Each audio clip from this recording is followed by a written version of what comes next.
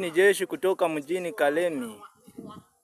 Wamefika mjini Baraka kabisa, wakijiandaa kwenda kwenye mapambano ya vita kule mjini Makobola. Nani mlikuwa naongozewa na nani pale kwa M23 kwenye tuna mabani? Komanda ni nani? Komanda wanyu itkonde? Wande mamaso. Leo maso. Komanda ni jina yake nani? Sambamba kabisa mpendwa msikilizaji na mtazamaji wetu popote uliko, ujambo na karibu kuweza kuandamana nasi katika habari zetu za asubuhi leo, ikiwa ni tarehe 29 Disemba mwaka wa 2025. Kutokea mashariki mwa nchi ya Jamhuri ya Demokrasia ya Kongo, hii ni Amani TV Media, kituo bora cha matangazo ambacho nakuletea habari za ukweli na za uhakika kuhusu yote endelea kujiri mashariki mwa DRC, jimboni Kivu Kusini pamoja na jimboni Kivu Kaskazini. Kama kawaida msikilizaji na mtazamaji wetu, tuko hapa kuleteeni habari za ukweli na za uhakika. Hivyo nakusihi kusubscribe channel hii, kucomment, lakini pia kusambaza habari zetu kwa walio wengi, inaendelea kuzipata kama utakavyokuwa unazipata wewe. Hali ya usalama kwenye uwanja wa vita inazidi kubadilika kila kukicha, na asubuhi ya leo tunakuletea yote ambayo yameripotiwa uko Uvira jimboni Kivu Kusini pamoja na uko Masisi jimboni Kivu Kaskazini na maeneo mengine. Hivyo nakusihi kuwa nami mwanzo mpaka tamati upate kufaidi habari zetu za asubuhi ya leo.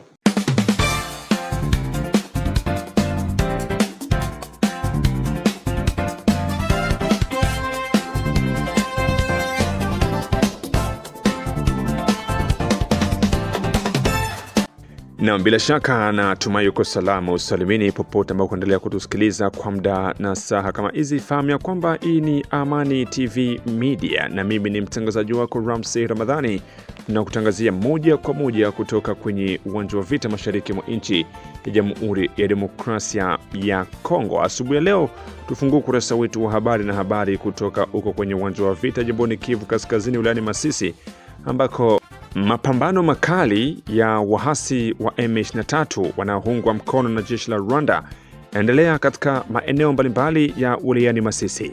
Tangu hiyo jana tarehe 28, taarifa kutoka kwa vyanzo vyenye kuaminika vinaeleza kuwa wahasi pamoja na majeshi wa Rwanda wako katika hali ya kukimbia na kusambaratika kwenye maeneo kadhaa ya mapigano.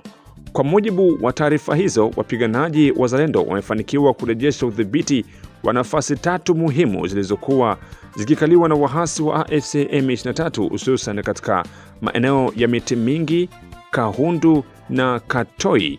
Hata hivyo, mapigano bado yakiwa yanaendelea kwa kasi kubwa mpaka muda huu. Katika maeneo ya Ngaluku, wazalendo wamefanikiwa kuchukua tena nafasi za Kasheke na Katoka ambazo zilikuwa zikithibitiwa na wahasi wa AFC M23 pamoja na majeshi wa Rwanda. Licha ya mafanikio hayo, mapambano bado endelea kwa kasi kubwa hiyo jana tarehe 28 Disemba mwaka wa 2025, huku wazalendo wakiendelea kusonga mbele na kukomboa maeneo mengine. Vyanzo vyetu kutoka eneo la tukio vinaeleza kuwa kwa ujumla ni watu 28 wanadaiwa kuwa wanachama wa AFC M23 pamoja na washirika wao wamekamatwa katika mapambano hayo, na baada ya kuweza kuwashika mateka hao wameweza kupitishwa kwenye mahojiano ili kuweza kujua hatima yao na ilikuwa namna gani mpaka kuweza kuingia mikononi mwa wazalendo. Kutoka kwenye uwanja wa vita, hawa hapa wazalendo wakioji mateka waliowakamata. Hebu wasikilize.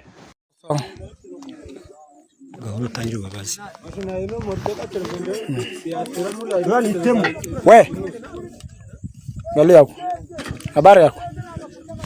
Habari yako? Mzuri. Sema unatoka wapi?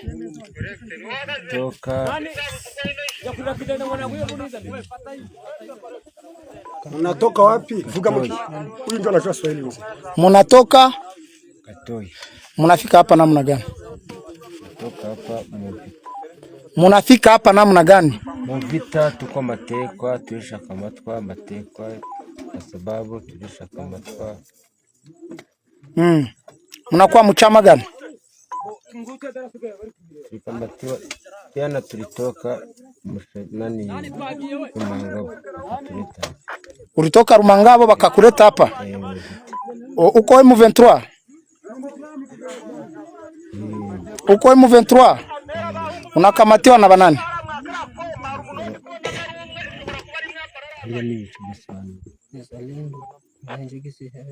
Unakamatiwa na nani? Hauyu hata Swahili? Hauyu hata Swahili? C'est vrai. Rwandais, Srendre Force.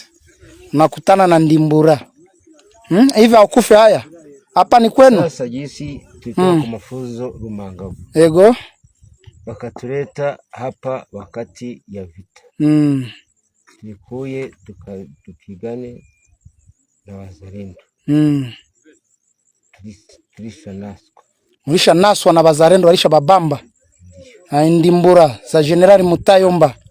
Niko na nyie na silaha zenu. Hivi hamuna haya kweli? Hivi hamuna haya? Huku ni kwenu, mko natafuta nini huku? Sasa tulishagombora. Tunataka tupigane tugombora. Mupigane na nani? Samani afande. Huyu papa hayo zungumuza. Ndio, zungumuza sasa wewe mnayua zungumuza. Munyarwanda huyu. Rwanda, Srendre Force. Simba kwetu ni Goma. Quartier Majengo. Jinangu mienjo Muhubiri. Muhubiri. Okay. Unaonekana hapa kufanya nini? Mimi onekana hapa sababu ya mgomo mubaya. Ya mgomo mubaya. Munachukia wenzenu, munatuua bule. Tulifanyaka nini Mkongo yetu kusudi mutuue? Sababu hiyo ni kusema ya kwangu ya marefu, mimi nilikuwa natoka kwa masomo na ni saa za saa 9 na tulichelewa ayo shu kuandika sema vizuri, hautakufa usiwe na oga. Si atu wake nilikuwa kamie na ule seti mwenye bameua pale. Okay, maiti yake iko hapa pembeni yangu. Tulikuwa kanaye wakitukamata bakitupia pia mugari. Sema vizuri, acha oga. Na muko ndani bengine ne bagaso ba mugoma. Kumbe be na bali anza meeting saa 5. Saa 7 meeting ikeisha. Saa 8 bagarso bakushitoa kaenda setuko kunatoka tunashimama pembeni ni ya balabala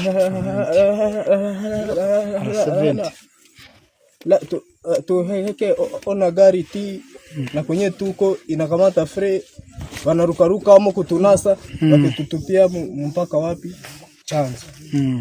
Tulimaliza Chanzo miezi 6 kwa mafunzo yao. Wakituleta muti hapa Shireyo. Muti Ruki. Kufikia Ruki. Bakiturudisha nyuma pale kumutovu. Kufika pale nimefunga pale juma mwezi moja.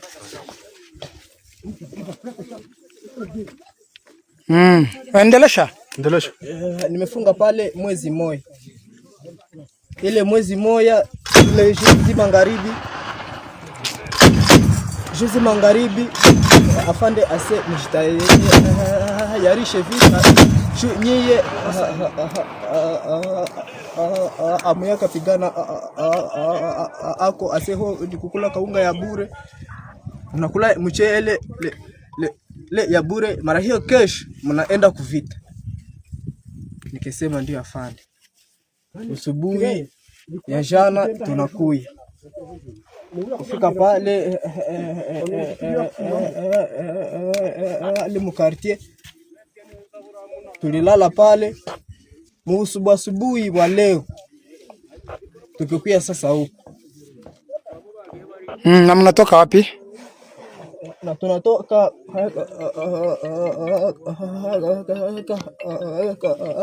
na tukitoka huko Masisi moja kwa moja jelekeze huko tarafani Uvira ambako jeshi la Rwanda linadaiwa kutekeleza kile kinachotajwa kuwa wizi mkubwa wa historia wa mali za raia.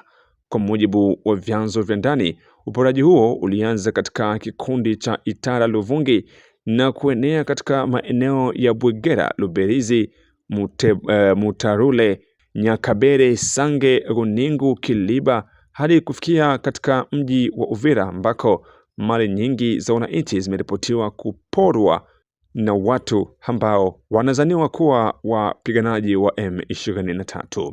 Katika mji wa Sange ambako ndipo ilipo ofisi ya wilayani Uvira, taarifa zinaeleza kuwa hata madirisha ya majengo yalivunjwa na kuibwa, yakidaiwa kuchukuliwa na wanajeshi wa Rwanda pamoja na washirika wao.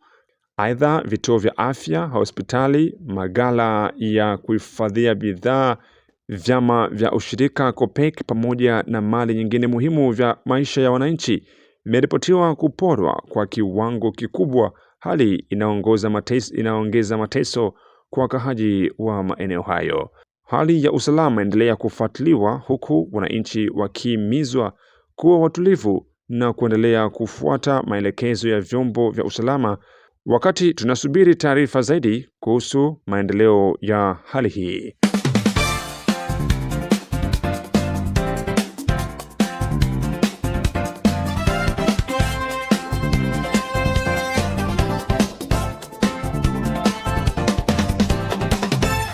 Makobola.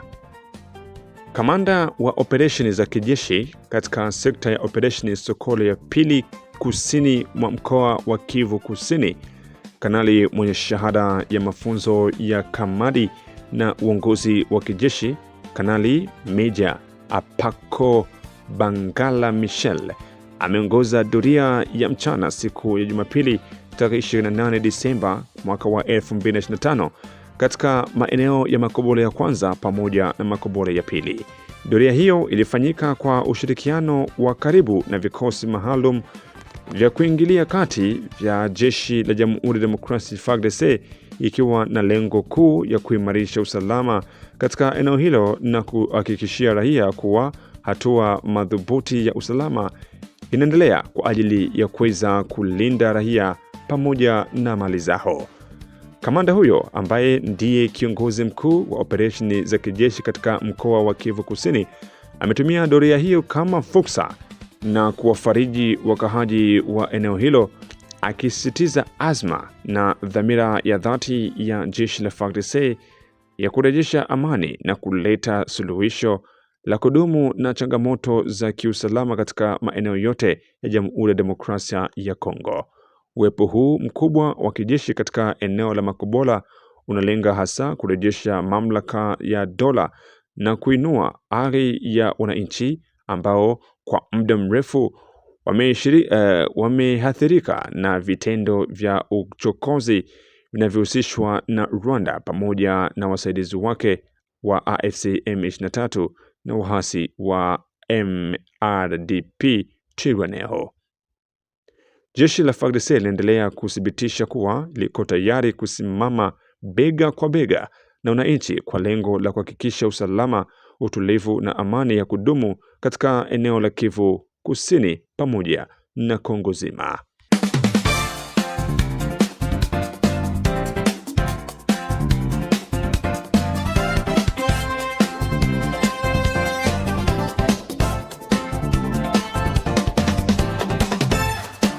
Kinshasa, Jenerali Sylvain Ekenge ametoa wito mzito wa uhamasishaji wa ujumla kwa wanajeshi wenzake wote walioko mstari wa mbele wa mapambano, akiwataka kujitolea kikamilifu katika kulinda taifa na kurejesha heshima ya nchi ya Kongo.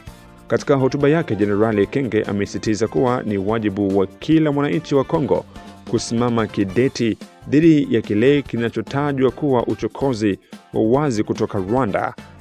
Ameanza kuwa Rwanda ndiyo chanzo kikuu cha machafuko ya mashambulizi yanayoendelea katika maeneo ya mashariki mwa nchi ya Jamhuri ya Demokrasia ya Kongo kupitia makundi yenye silaha na washirika wao.